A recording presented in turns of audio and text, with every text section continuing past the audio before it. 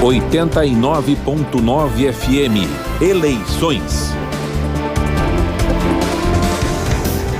Bem, hoje é a vez do professor Robson, candidato pelo PSTU. Robson Raimundo da Silva, 52 anos, leciona na rede pública aqui do DF há 22 anos, é ativista sindical, movimento negro, foi candidato a senador pelo próprio PSTU nos anos de 2010, 2014 e 2018. Lembrando que nós começamos esta série ontem para que você, ouvinte, possa entender um pouquinho as propostas, principalmente conhecer os candidatos, tanto que são duas partes. Nós vamos dividir essa entrevista em duas partes. Primeiro, o candidato, onde nós colocamos temas que estão aí sendo discutidos em nível nacional, muitos deles polêmicos. E na segunda parte, as propostas propriamente ditas do candidato para o Palácio do Buriti. Professor Robson, prazer recebê-lo aqui, tudo bem? Bom dia. Bom dia, Estevão, bom dia aos demais colegas aqui. E bom dia a todos os ouvintes que estão aqui ouvindo a Rádio Alfa. Vamos lá então, são 30 minutos de entrevista, dá pra gente falar muita coisa. Ótimo. O que o senhor acha do aborto e toda aquela polêmica gerada por aquela decisão da juíza de Santa Catarina? A decisão da juíza foi muito lamentável, né? Porque o aborto de uma criança, aliás, me desculpe, o estupro de uma criança pressupõe, e a própria lei reconhece aqui no Brasil, que você tem que fazer o aborto, né? Que uma criança não pode ser mãe. A própria gestação pode afetar a vida da criança. E a decisão da juíza, infelizmente, foi feita muito em cima desse clima político ideológico que nós estamos tendo aqui no Brasil nos últimos anos, que não reconhece o direito das mulheres. Nós do PSTU compreendemos que o direito ao aborto, o direito de interromper uma gravidez que acontece centralmente no corpo da mulher, é um direito da mulher. Se você não reconhece isso, você está querendo transformar a maternidade numa escravidão. E nós somos contra isso. As mulheres têm que ter direito total e completo sobre o seu corpo. E nós do PSTU defendemos isso. Um outro tema que é interessante nós colocarmos aqui na nossa mesa: descriminalizar o uso de drogas, por exemplo, da maconha. Qual o posicionamento do senhor? Nós do PSTU apoiamos isso e vamos além. Nós defendemos a legalização total das drogas sob monopólio estatal. Por quê? Nós compreendemos que a questão de uso de drogas e seu abuso é uma questão de saúde pública e não de polícia.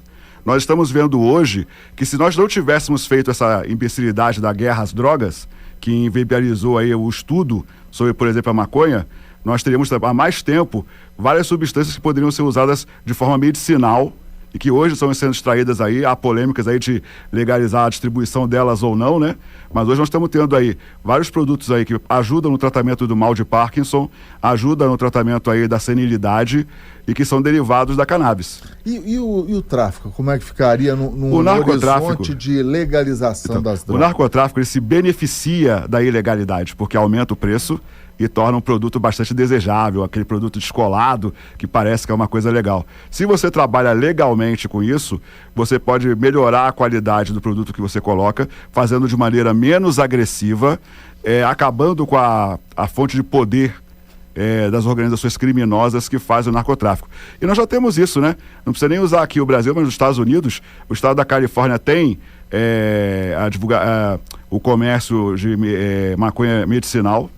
O estado do Colorado, também nos Estados Unidos, tem também esse comércio legalizado, só que na forma individual, né? Você já pode abrir uma empresa privada e fazer o comércio da maconha, por exemplo. E isso aí tem rendido arrecadação que tem sido usado em serviços públicos. Então, na verdade, como é um negócio criminoso dos mais lucrativos do planeta, se você puder legalizá-lo e colocar sob o controle do Estado, porque não pode ficar também uma coisa na mão de empresários, você tem condição até de arrecadar mais para poder jogar justamente na saúde, que é um setor que, infelizmente, por políticas dos governos, tem aí seu orçamento frequentemente cortado, né? Basta ver o governo Bolsonaro aqui, que toda vez que precisa de dinheiro, corta da educação e da saúde. Então você teria uma fonte de arrecadação muito melhor. E você poderia fazer o tratamento médico muito melhor, porque as pessoas poderiam comprar das próprias instituições de saúde, e a partir daí, para aqueles que quiserem fazer o tratamento contra a dependência disso, você já estaria lá podendo fazer esse tratamento.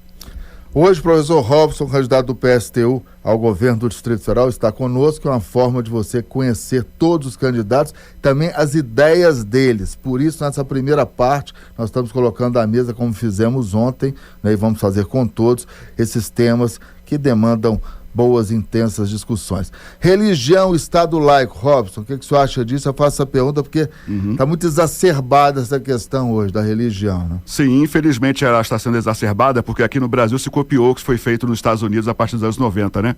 Um setor de extrema direita do Partido Republicano, chamado de Tea Party, ele começou a usar a religião como uma forma de manipulação política, uma vez que a política deles era absurda demais para ser defendida abertamente, né? Então mascararam isso com a religião. Setores de extrema-direita, então, pegaram esse exemplo péssimo e estão usando aqui no Brasil já há algum tempo, né? Com o objetivo de esconder suas reais intenções com o uso da manipulação política da religião. É lamentável isso. Nós do PSTU defendemos o Estado laico, defendemos o respeito à liberdade religiosa, somos contra o racismo religioso, como, por exemplo, os ataques que têm sido feitos aqui. Já na eleição passada, vimos 3 terreiros de religiões afro-brasileiras sendo queimados aqui no Distrito Federal. E já acho que foi no ano passado, né? Teve a perseguição famosa ao bandido Lázaro, né, aqui no entorno do Distrito Federal. Você viu que alguns terreiros foram invadidos e tiveram seus utensílios quebrados, porque se afirmava que o Lázaro seria adepto dessas religiões. Bom, quem fez isso quebrou a cara, porque se mostrou que o Lázaro é inclusive evangélico, né? Mas se usou isso para atacar os terreiros, na verdade porque está de olho na população que é adepta dessas religiões e nos terrenos que essas religiões usam, né? Então, na verdade, está se fazendo uso político da religião, o qual nós somos totalmente contra, né? Defendemos a liberdade de todo mundo ter a religião que quiser, sem agredir ninguém. Recentemente, o plenário da Câmara dos Deputados aprovou um projeto que acaba com qualquer possibilidade da chamada saidinha temporária dos presos, independentemente da situação em que eles encontram ou que foram condenados. Qual a opinião do senhor? Saidinha temporária. Discordamos, porque o sistema prisional ele tem que ser de ressocialização do preso. Ele não pode ser uma tentativa de fazer uma masmorra medieval com relação ao prisioneiro. Você tem uma pessoa que já cometeu um crime e a postura mais humana é tentar recuperá-la para que ela venha contribuir com a sociedade. Se você não permite beneficiar aqueles que têm bom comportamento, aqueles que estão contribuindo para a sua ressocialização, você dá a eles a certeza seguinte: eu só posso fugir. Eu só posso me integrar cada vez mais nas organizações criminosas para poder ter meu direito garantido. Quer dizer, o que ele acha que é direito, né? Mas se você não faz uma forma criteriosa para determinar quem pode ou não participar das saidinhas, né, das saídas para beneficiar quem se comporta bem, quem realmente está demonstrando ressocialização, você acaba fortalecendo o crime. Então, para nós tem que ser feito, na verdade, uma questão mais criteriosa. É verdade que tem gente que aproveita a saidinha e comete crime, né? Até porque não tem perspectiva. Qual é a perspectiva que tem na nossa sociedade para realmente ressocializar o preso? Nós defendemos que tem que ter essa ressocialização e as cadeias, elas, infelizmente, enquanto forem necessárias, elas têm que ser administradas conjuntamente com as entidades de direitos humanos, com as entidades de movimentos sociais, para que possamos realmente ter uma política humana para aqueles que precisam ser ressocializados. 7h19.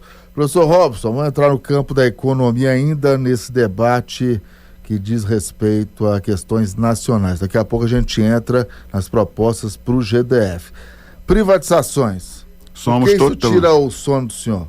Somos totalmente contra, porque as privatizações demonstraram ao longo da história que apenas servem aos acionistas, aos donos dos novos negócios. É um verdadeiro absurdo. O Estado investiu em formar empresas para poder atender melhor a população e até para desenvolver o país. Essas empresas muitas vezes são muito bem sucedidas. Uma Petrobras, por exemplo, é uma grande empresa, muito bem sucedida, que pode ajudar muito, como já ajudou no passado, ao desenvolvimento do país.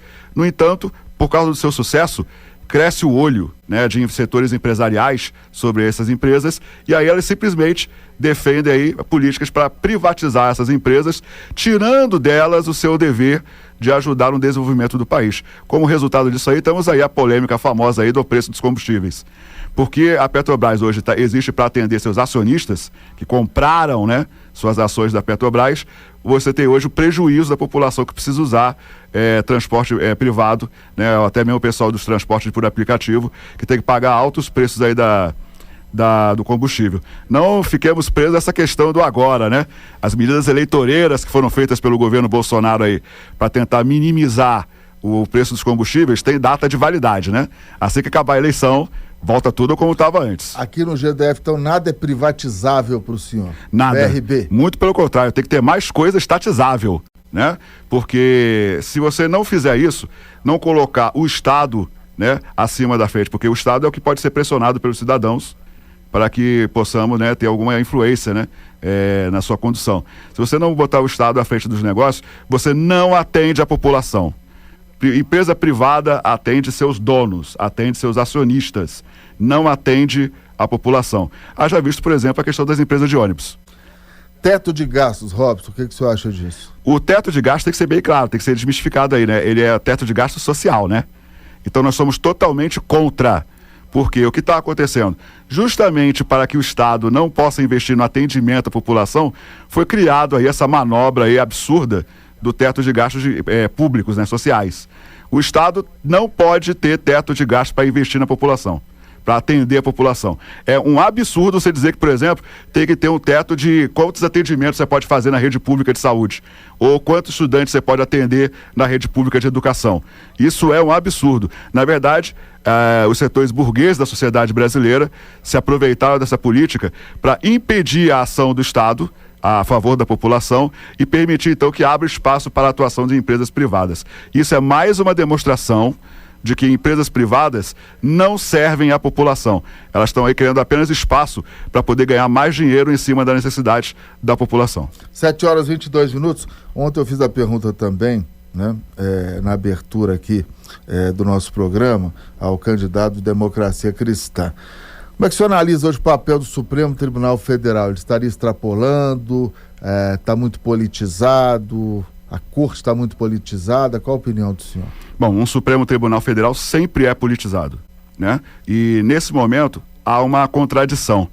O Supremo Tribunal Federal é uma instituição do Estado burguês, ou seja, não está a serviço da população do país, certo? E, inclusive, é um problema muito sério, porque quem indica os membros que farão parte do Supremo são os presidentes. Ou seja, é uma indicação. Tem que mudar na visão Tem que mudar. Teria que, no mínimo, para você tentar fazer uma democratização, teria que ser eleição direta pela população do país, certo? Para poder fazer isso. Mas eu acho que, inclusive, temos que melhorar muito o sistema judiciário, né? O sistema judiciário é para manter, né, o status quo, é para manter o sistema capitalista.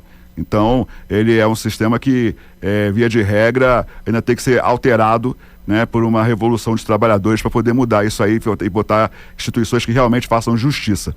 No entanto, há uma contradição agora, que é a ameaça que o governo Bolsonaro faz às eleições e que tenta aí fazer um sistema mais fechado, um regime fechado. O senhor confia no sistema eletrônico? Olha, nesse momento é a nossa única opção, né? Porque, na verdade, o governo Bolsonaro tenta fazer uma polêmica falsa em cima disso por conta de que ter um voto auditável, né? Que na verdade seria o quê? Um voto mais fácil de ser comprado ou de ser influenciado por organizações criminosas, né? Mas quando o senhor diz o que temos, tem coisa melhor? Até o presente momento, nesse momento não, mas eu acho que é possível fazer mais à frente, se você tiver realmente uma participação popular maior, um sistema melhor para poder fazer essa votação, né? Por exemplo, você poderia dividir mais a eleição de representantes por assembleias, por exemplo, de trabalhadores, que seria muito mais reconhecível do que e mais legítimo do que estamos vendo nesse sistema representativo atual, que é bem antidemocrático. Agora, o STF hoje está tendo que então se enfrentar com as ameaças golpistas de Bolsonaro. Acho que não faz da melhor maneira, porque temos aí vários absurdos que ainda estão sendo mantidos aí, né? Daniel Silveira, por exemplo, que desafiou o STF, não foi preso até hoje, deveria ter sido preso. E ainda por cima se faz as buscas de saídas por dentro do sistema, né? Eu acho que dentro desse sistema você não tem como impedir as ameaças golpistas de Bolsonaro. Agora, temos que aproveitar essa crise que está havendo entre eles e para derrotar Bolsonaro, que no momento é o maior problema, é o maior perigo para a sociedade brasileira, né? Porque ele ameaça realmente impor uma ditadura aqui no país e nós temos que combater isso. 7h25. Hoje o senhor e a senhora, nossos ouvintes, estão tendo a oportunidade de acompanhar as ideias e as propostas do candidato professor Robson do PSTU. Nós iniciamos essa série ontem, né, e vamos ouvir todos os que tiveram os nomes registrados junto ao TSE. Vamos para a segunda parte da entrevista. A primeira, um pouquinho das ideias para você conhecer a postura e o posicionamento dos candidatos diante de temas em nível nacional. Vamos agora para a eleição do GDF, né, o Palácio do Buriti. As propostas. Saúde, candidato. Ontem, o candidato Democracia Cristã disse que, caso chegue ao Palácio do Buriti, uma das primeiras medidas é acabar com o IGES, que administra o Hospital de Base, esse instituto, né? O que o senhor acha disso? Fico feliz que está havendo um senso comum de que precisa acabar com isso, né?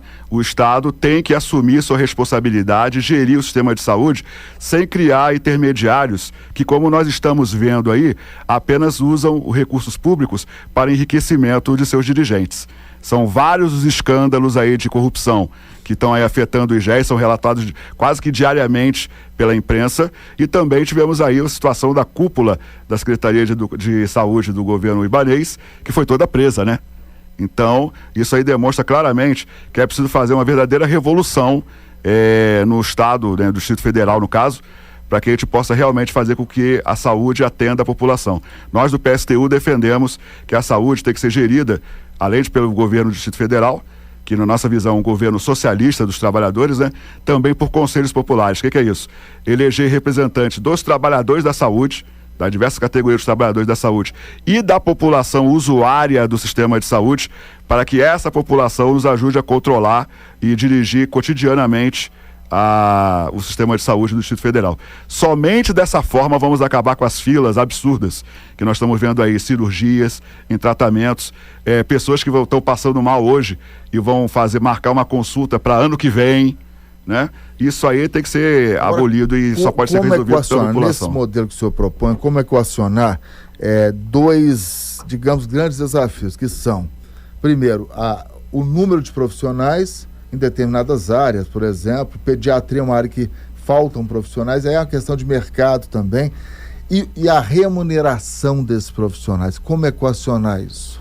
Bom, se a gente ouvir os trabalhadores de saúde, né, garantindo o piso salarial, por exemplo, dos enfermeiros, do pessoal de atendente de enfermagem, e também ouvir o sindicato dos médicos, nós temos como fazer essa equação melhor, porque é preciso realmente valorizar os trabalhadores, é preciso garantir que o sistema de saúde trabalhe 24 horas em todos os lugares, desde a unidade básica de saúde até os hospitais gerais e o hospital de base, e se você puder eliminar essa gestão mercadológica, essa gestão empresarial aí, e colocar a gestão que atenda à população, feita por ela mesma, você tem a condição de realmente valorizar os trabalhadores e atender a população e também fazer o devido investimento.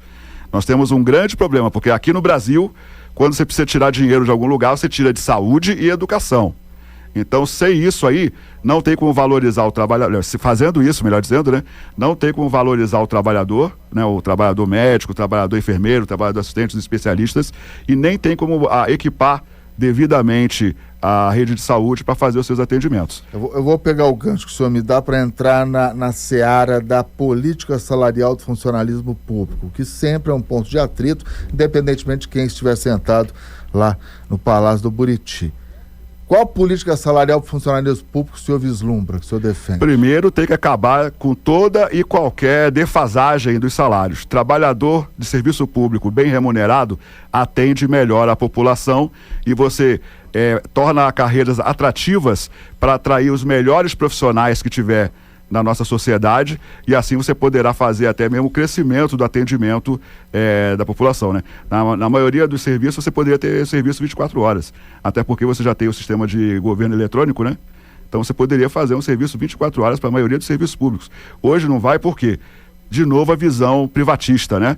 Setores burgueses, setores empresariais querem entrar no lugar que o serviço público está atuando hoje. Por isso há uma política deliberada de difamação, de caluniamento do serviço público, para poder desmoralizar o serviço público e dizer que somente empresas privadas fazem o serviço bom. É justamente o contrário. Empresas privadas, como eu já falei aqui, só cuidam do lucro de seus donos e acionistas. Nós precisamos ter serviço público correto, na proporção ideal, inclusive, né? Nós temos aí a Internacional de Serviços Públicos, que é uma organização de trabalhadores, que mostra que o Brasil está muito abaixo do número de servidores ideal para atender a população. Agora, há parte da sociedade que entende que o funcionalismo público já ganha muito bem, se for comparado o salário, a remuneração com a iniciativa privada. Tem dinheiro para remunerar de forma ainda melhor parcelas do funcionalismo público? Como é que o senhor equacionaria isso? Infelizmente, aí quando se vai fazer essa discussão, se olha apenas para os setores mais valorizados do serviço público. Sim, existe no serviço público carreiras muito bem valorizadas, mas infelizmente é minoria, tá? A grande maioria das carreiras está super defasada em relação aos seus salários e ao seu trabalho, e nós precisamos realmente mudar isso. Por isso nós do PSTU, eleitos, fazendo um governo socialista dos trabalhadores, porque o nosso governo não será um governo do professor Robson ou do PSTU, vai ser um governo da classe. Então nós vamos chamar todas as entidades sindicais, inclusive obviamente dos serviços públicos, para poder montar em 4 anos o plano para sanar todas as reivindicações salariais da categoria. Trabalhador de serviço público bem remunerado, além de atender melhor, e no caso de Brasília especialmente, move mais a economia, porque consome e contrata serviços que acabam movimentando mais a economia. Então só por isso aí você já vai fazer uma melhoria na condição aqui do trabalho. Vai ter que realmente resolver esse problema. E sim, tem dinheiro. Nós já dizíamos desde a eleição passada que, reduzindo o salário do governador e dos servidores, acabando com os cargos comissionados, cobrando todas as dívidas das empresas que estão devedoras do GDF, e também mantendo essa política de arrecadação tributária que houve aí, né? Do ano passado para este houve um superávit de arrecadação, que o governo ibanês, inclusive, estava usando aí de forma seletiva, né?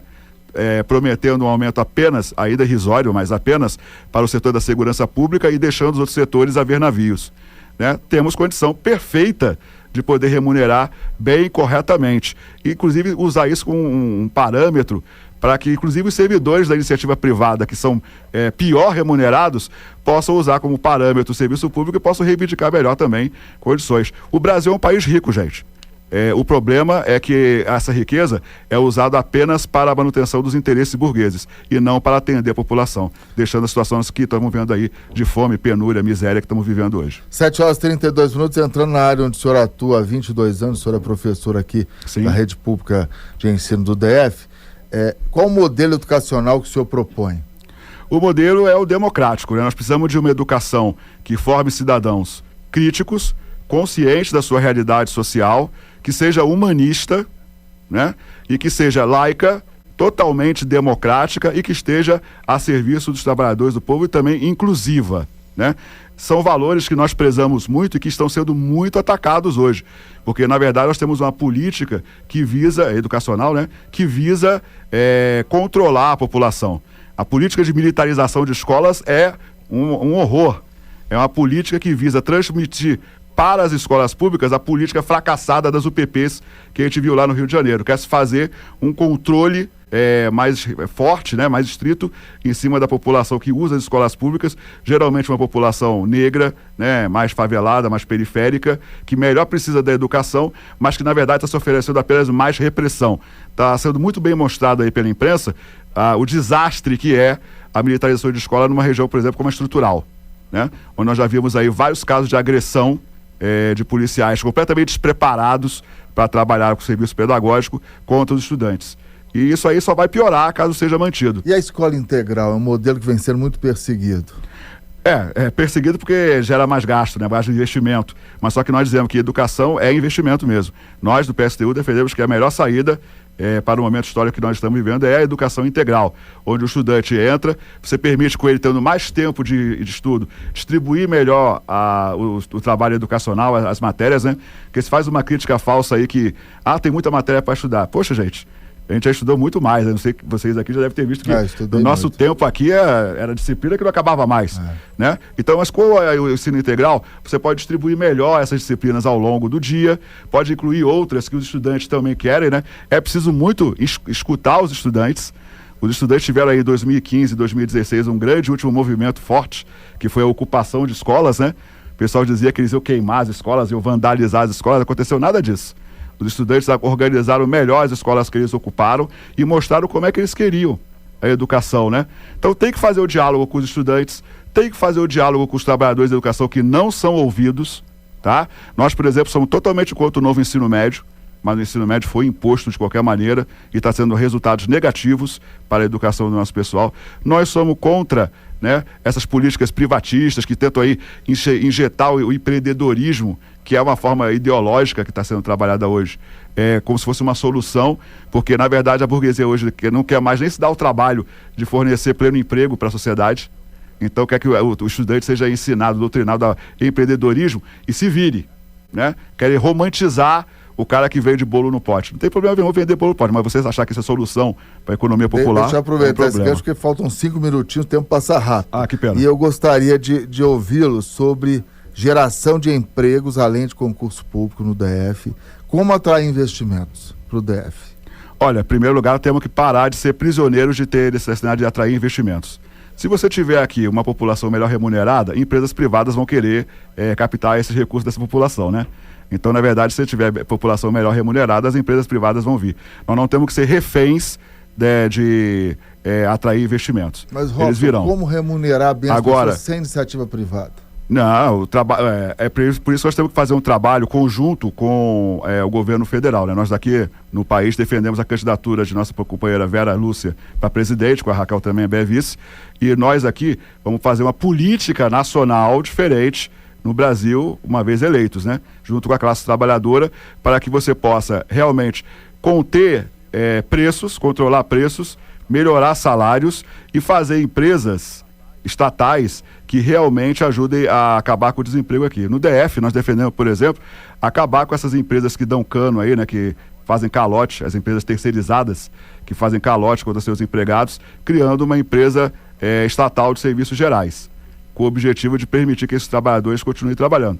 A remuneração vai ser condizente com o serviço que vai ser feito, né? Não vamos transformar ninguém rico só trabalhando, né? Mas isso aí vai garantir que você vai ter emprego. Vamos também desenvolver um plano de obras públicas definido pelos conselhos populares, que é o nosso modelo de gestão privilegiado, porque ao fazer as obras que realmente são necessárias e não as obras que atendem somente aos interesses empresariais, nós vamos ter condição de gerar emprego e esses empregos vão fazer com que outros setores venham atender com comércio, serviços, a população aqui, e isso vai trazer os recursos que são necessários. Há pouco o senhor destacou alguns caminhos para se aumentar a arrecadação do DF. Então, para finalizar, política de reajuste, por exemplo, dos impostos, IPTU e IPVA, que interferem diretamente na vida dos cidadãos. O que o senhor defende? Olha, a começar, nós defendemos a revisão total e completa da tabela do imposto de renda, né? Da maneira como ela está hoje, os trabalhadores que ganham menos pagam mais. Então isso aí tem que ser revisto. E com relação a todo o resto da questão tributária, nós vamos fazer as propostas que vieram dos setores aí, principalmente dos setores daí dos servidores que trabalham justamente com essa questão. Tem a FENAFISCO, tem a UNAFISCO, eles têm várias propostas de fazer as reformas tributárias que são necessárias aqui no Brasil, que não são ouvidas até hoje. Né? As propostas que estão sendo feitas aí são sempre que lesam mais ainda os trabalhadores. Então nós vamos sentar com esses trabalhadores, vamos fazer as propostas e vamos fazer as alterações que estão colocadas aí. Não vamos ter espaço para posturas como a do governo Bolsonaro, que fez aí redução de ICMS casuisticamente apenas para tentar comprar voto, né? Para poder fazer o seu plano. Agora, aí da PEC do desespero. Em relação ao IPTU e IPVA aqui em Brasília, o senhor defende a correção IPTU pela inflação? Não, IPTU para nós tem que ser fortemente progressivo. Tá? As residências que ficam em áreas mais nobres têm que pagar mais, tá? E todas essas propostas aí tem que ser para nós extremamente e além da área construída, a localização tem que pesar. Sim, na visão do senhor. É claro, porque todo mundo sabe que é mais valorizado uma casa no Lago Sul do que na estrutural, né? Então, é meio absurdo que você acabe pagando na estrutural quase a mesma coisa de IPTU que se paga no Lago Sul. Então, 30 segundos para o senhor se despedir e deixar uma mensagem final, por favor. Então, nós do PSTU defendemos que os trabalhadores e o povo pobre, explorado e oprimido, têm que tomar o poder nesse país. Estamos aproveitando aqui a eleição, que não é um sistema claramente democrático, não é uma festa da democracia. Basta ver que o PSTU, se não tiver iniciativas como essa aqui, não vai ter tempo de TV, não vai ter tempo de rádio para poder explicar isso, não tem um tempo igual para todos os candidatos, o que é um absurdo, né? O povo tem direito de saber quem são os candidatos e o que estão defendendo, e nós defendemos o socialismo. Né? Nós do PSTU entendemos que sem os trabalhadores tomarem o poder, não vai haver mudança nenhuma no Brasil para melhor, só vai ser para pior. Por isso pedimos o voto de vocês no 16. Vera Lúcia e Raquel Tremembé para presidente, professor Robson e Zanata para governo do Distrito Federal e votem também nos candidatos do PSTU. Muito obrigado, professor Robson, assim como fiz, desejo sucesso ao senhor. Obrigado. Muito obrigado a vocês pela oportunidade, porque essa aqui realmente parece a única democrática, né? Porque aqui do Estado não está tendo, não. Vamos lá, então. Amanhã, quem estará aqui nessa bancada, Leandro Graz, candidato do PV, do PT e do PCdoB. Na sexta-feira, Rafael Parente, do PSB. E na semana que vem, a agenda cheia, Queca Bagno, do PSOL, segunda-feira, Paulo Otávio, do PSD, na terça, Ibanez Rocha, do MDB, na quarta, Isalci Lucas, do PSDB, na quinta, e Leila Barros, do PDT, na sexta-feira que vem, dia 26.